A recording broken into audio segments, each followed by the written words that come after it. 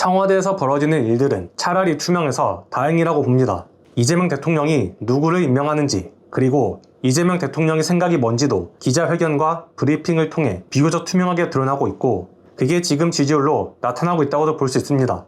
그런데 조용히 숨어서 여기저기 분탕질을 치고 다니는 사람이 있습니다. 얼마나 영향력이 없으면 아는 분들이 거의 없는데, 얼마 전 최고위원회에서 사퇴한 이현주가 이상한 일들을 벌이는 것으로 보입니다.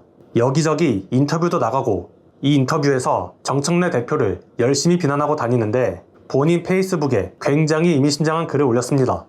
마치 부정선거론에 동의하는 듯한 논조라서 이상한데요. 실제 그 글을 보면 이렇습니다. 선관위 개혁 방향을 두고 일부에서는 진영 논리에 지나치게 매몰된 나머지 야당으로서 선관위 개혁에 선명할 수밖에 없는 국민의힘과 다른 입장을 밝히려 하다 보니 어쩔 수 없이 선관위 개혁에 소극적이거나 방어적인 입장이 되고, 그러다 보니 입장이 자꾸 수세에 몰리는 듯해 안타깝다. 그런데 이현주는 항상 어디서 이런 생각을 가져오는 건지 모르겠습니다. 본인이 스스로 한 생각이라면 더욱 심각한 건데요. 민주당 의원들이 언제 선관위 개혁에 소극적이었죠? 국정조사를 누가 하자고 했습니까? 민주당에서도 하자고 했고, 이재명 대통령도 강력하게 입장을 여러 번 냈습니다. 그래서 국정조사도 시작됐습니다. 무엇을 근거로 민주당이 소극적이라고 규정하는 건지 모르겠습니다. 뉴박 세력들 쪽에선 윤상현을 국조위원장으로 앉힌 것을 가지고 뭐라고 하던데, 이건 하나만 알고 둘은 모르는 어리석음을 드러냈다고 볼 수 있죠.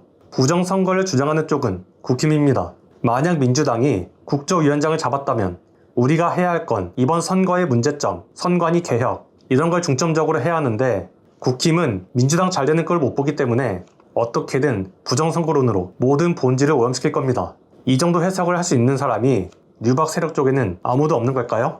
이현주는 바로 뒤에 이런 말도 합니다. 언제부터 우리 정치가 이렇게 진영논리에 매몰되었는가? 현역 국회의원들 중에 이현주 당신만큼 진영논리에 매몰되는 사람이 있나요? 여기저기 철새처럼 옮겨다니는 걸 가지고 진영논리에 매몰되지 않았다고 주장하는 건 아니길 바랍니다. 그러면서 이런 말도 합니다. 마치 게임이라도 보듯 양쪽으로 나뉜 강성 당원 지지자들을 지나치게 의식해서 그런 것인가?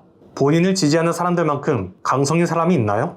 당정만 7번을 옮기고 리박스쿨에서 이승만 박정희를 찬양하는 걸 보고도 지지하는 사람들만큼 강성인 사람들이 있는지 궁금하다는 겁니다. 가장 강성 지지층을 많이 몰고 다니는, 심지어 순수한 지지자인지도 모를 사람들을 몰고 다니는 리박스쿨 강사가 민주당 당원들을 강성으로 규정하는 것만큼 뻔뻔한 것도 없을 것 같습니다. 그러면서 이런 말도 합니다. 이게 핵심인데요.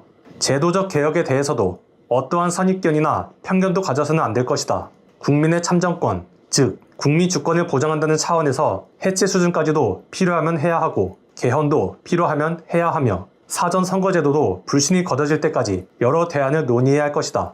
이게 민주당 의원이 할 소리입니까? 선관위를 개혁하고 고쳤어야 하는 겁니다. 그런데 해체를 해야 한다? 현실적으로 불가능합니다. 그리고 바로 다음에 개헌이 필요하면 해야 한다. 이것도 쉬운 게 아닙니다. 본인이 민주당 전체를 분열시켜놓고 여기저기 정착도 못하고 떠돌아다니는 사람이 의원과 국민의 뜻을 모을 수는 있겠습니까? 그런데 가장 중요한 건 이 부분이었습니다. 사전 선거 제도도 불신이 걷어질 때까지 여러 대안을 논의해야 할 것이다. 1인 1표제에 이어서 이제는 또 사전 선거 제도를 손보자? 이게 무슨 의미일까요? 황교안처럼 사전 선거는 부정선거라는 말을 하고 싶은 걸까요? 지금까지 있던 분열, 그 중심에 항상 이현주가 있었습니다. 1인 1표제도 처음엔 인민민주주의라고 비하했었고요. 조국혁신당과의 합당도 이재명 대통령의 지론인 것도 확인됐고, 민주당 지지층도 70%가 찬성한다는 여론조사가 나왔음에도 반대했습니다. 결국 그 결과 지방선거에서도 패배했습니다. 그럼 이현주는 본인의 주장을 한결같이 유지하고 있을까요? 그게 아니라는 게 더 큰 문제입니다.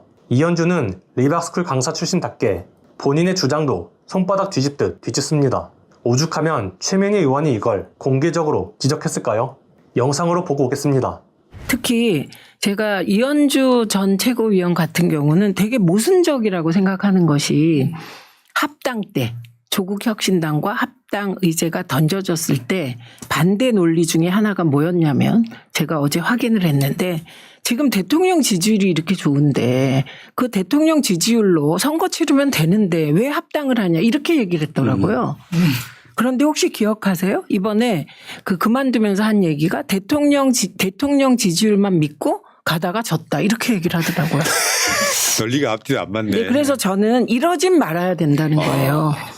뭐 이현주 전 최고도 장점이 많은 분이라고 생각합니다. 그러나 진짜요? 최소한 최소한 있다고 생각합니다. 누구나. 그러나 최소한 이 중요한 시기에 당대표에게 선거 책임론을 물으려면 일관돼야 된다는 거예요. 저는. 그런데 그 자료 다들 찾아보세요. 인터뷰 찾아보시면 그 SBS인가 어쨌든 방송에 나와서 합당의 반대 논리 중에 하나가 대통령 지지율이 이렇게 있는데 지지율을 앞세워서 선거해도 되는데 왜 합당하냐 요거였어요. 그런데 이번에 제가 보고 깜짝 놀란 게 대통령 지지율만 믿고 대통령 믿고 선거 치렀다. 전략이 없었다. 이게 앞뒤가 안 맞잖아요. 이러진 말자. 황당함을 넘어 어이가 없죠.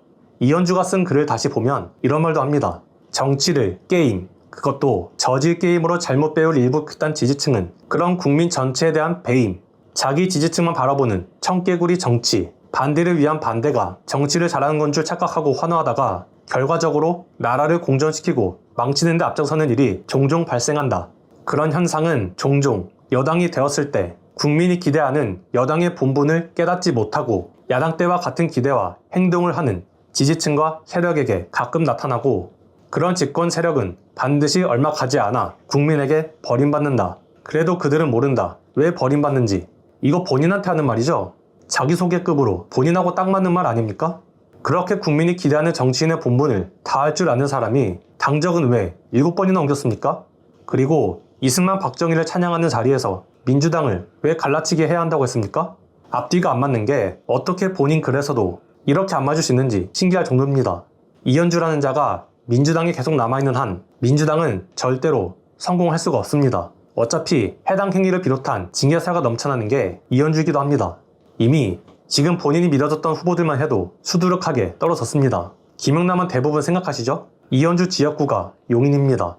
용인시장 형근택 후보도 떨어졌습니다. 이현주가 그렇게 밀어주던 사람입니다. 그런데 떨어졌습니다. 최고위원 사퇴하면 그걸 책임지는 자세라고 봐줄 거라고 착각했나 봅니다. 당원들은 대부분 자유롭게 여기저기 인터뷰 나가서 정청래 까고 다니려고 그만뒀다고 보는 것 같은데요. 이현주는 이미 리박스쿨 강사였다는 것만 봐도 민주당에서 있어서는 안 될 인물이고 이미 이현주가 최근에 있던 모든 분열의 중심에 있다는 것도 기록이 증명하고 있습니다. 이런 자를 과방위원장에 앉힌다? 하마평이라도 그건 있어서는 안 되는 겁니다. 많은 분들이 잊고 계시는 장면이 있습니다. 오늘은 이 장면으로 영상을 마치겠습니다. 제 얘기는 상대를 계속 분열시켜야 된다는 얘기를 하는 거지.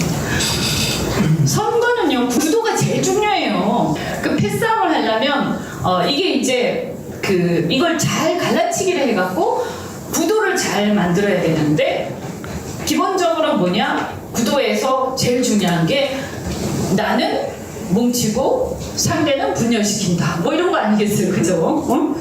상대는 계속 분열시켜야 되는 거죠. 그래서 제가 아까 호남 얘기를 한 게 또 그게 무슨 거짓말이 아니에요. 사실이니까. 그래서 사람들한테 진실을 알려주고 그래서 우리가 뜯어서 갈라치기 해서 우리 편으로 끌어들일 수 있는 사람들 끌어들이고 그 다음에 저쪽을 갈라치기 해서 최소한 만든다. 이런 거 아니겠어요? 오늘 내용은 여기까지입니다. 유익하셨다면 구독과 좋아요로 영상 제작에 힘을 주시면 감사드리겠습니다. 2030 진보는 힘들다. 내일 이 시간에 다시 찾아뵙겠습니다. 감사합니다.